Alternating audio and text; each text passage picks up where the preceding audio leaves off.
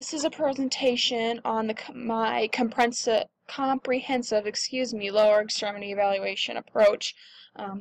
So it's going to talk about basically how I evaluate right now currently if someone comes in with a lower extremity injury, and I evaluate what my gaps are and how I evaluate and what the literature says I could do to help close those gaps so I can have a well-rounded evaluation. So first, let me introduce myself. My name is Melissa Erickson. I am a licensed and certified athletic trainer.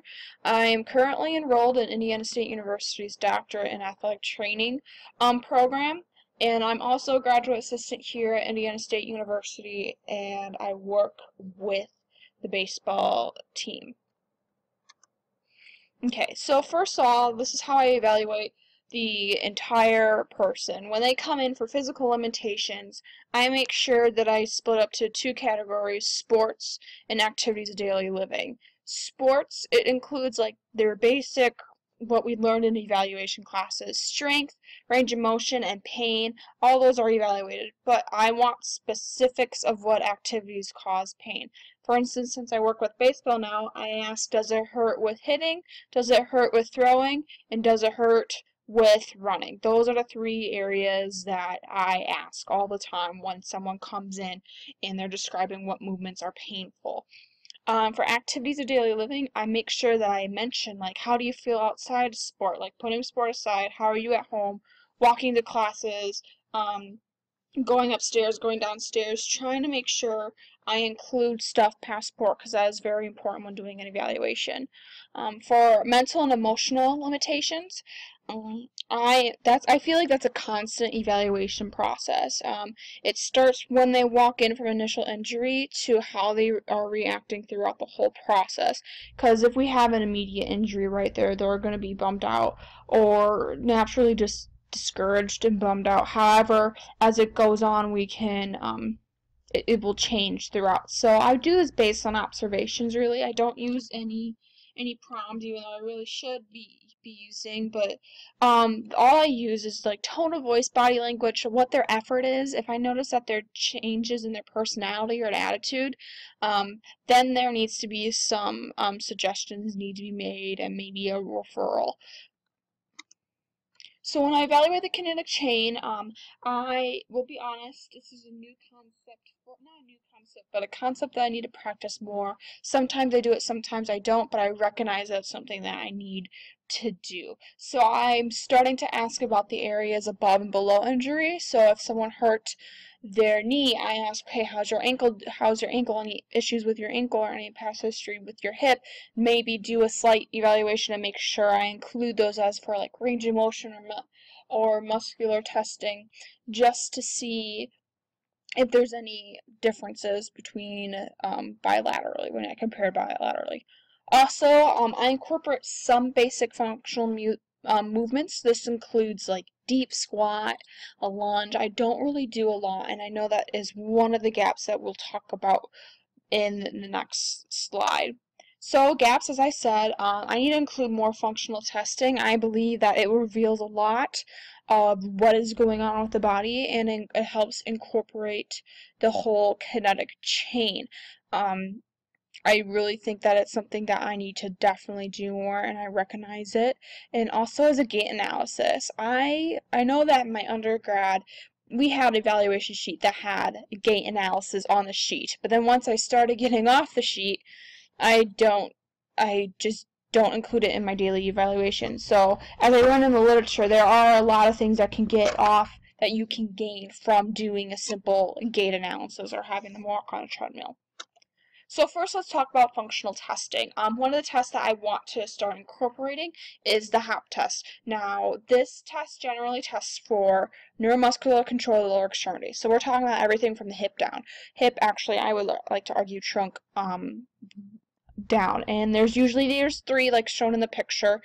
There's the single hop, and then the triple hop. Those two are usually for distance, and then the crossover hop. This is originally for seeing kinematic differences in post-op ACL injuries, and that's what this article did. It was 4 to 6 months post-op and just see what the differences were in it. And there were differences between their dominant and non-dominant between their injured and their non-injured legs in terms of distance and propulsion. Um, so, and landing mechanics and what their knee, hip, trunk were doing during the test. So basically, for my evaluation, I want to use this for most of my extremity evaluations, lower extremities, to see difference in mechanics. So what does their knee look like? What does their hip look like compared to bilaterally, of course? Just to see what the differences are that we have in him, and maybe measure it as a baseline and then see if we can improve that throughout the process as a check-in point. I feel like this will really test for, again, neuromuscular control, but as well as landing mechanics and items like and similar in nature.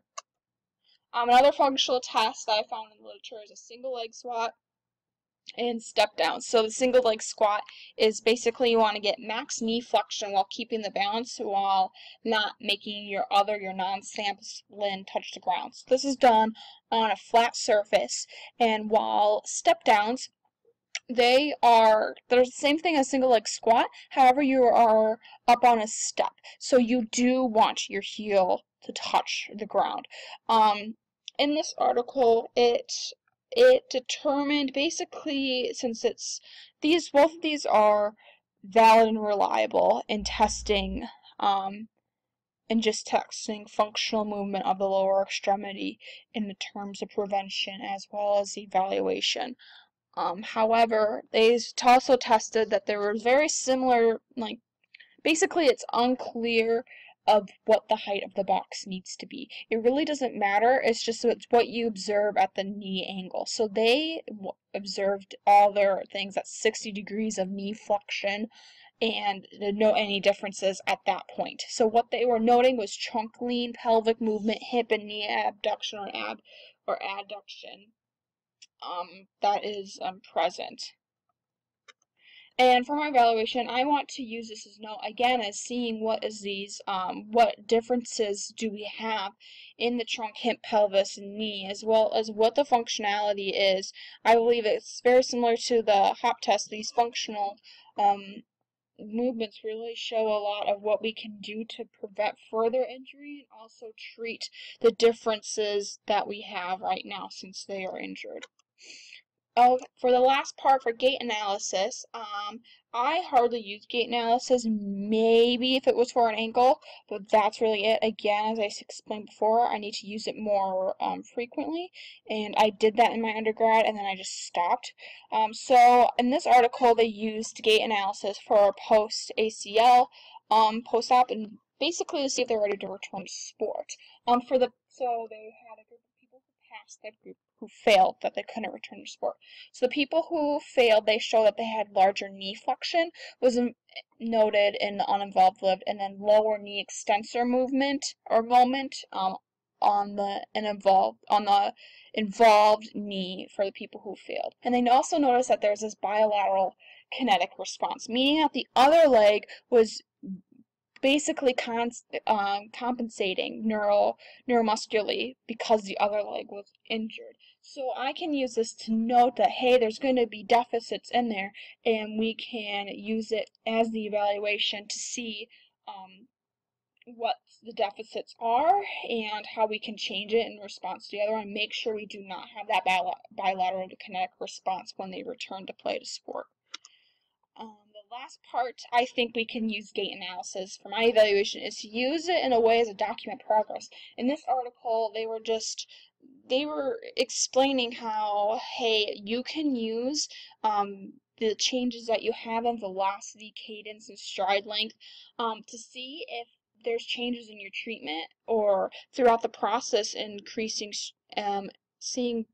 changes in treatment. Because if you increase velocity, cadence, and stride length, it usually means that strength and range of motion and coordination is improved. And that's a great way to document progress and also to see where there's strength and range of motion and kind of validate it from that.